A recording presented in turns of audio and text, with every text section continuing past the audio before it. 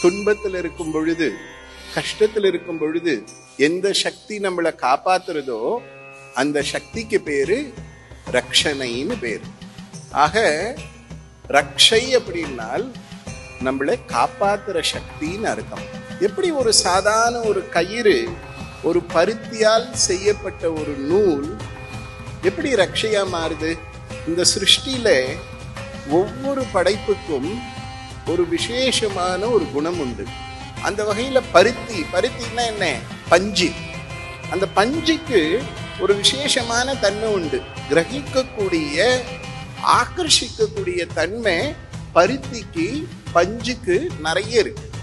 அதனால தான் ரக்ஷைன்ற இந்த நூலை காப்ப தயார் பண்ணி யாகம், பூஜைகள், அபிஷேகம் இங்கெல்லாம் நடக்கும் பொழுது அந்த இடத்துல என்ன பண்ணுவாங்க? அந்த இடத்துல அதை வைக்கிறது.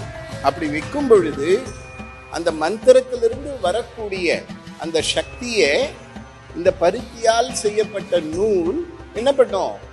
கிரகிச்சுக்கும். அப்ப அந்த ரக்ஷையை நாம கையில கட்டிக்கும் பொழுது தெய்வத்தினுடைய சக்தி இந்த உடம்புக்கும் மனசுக்கும் இறங்கும்.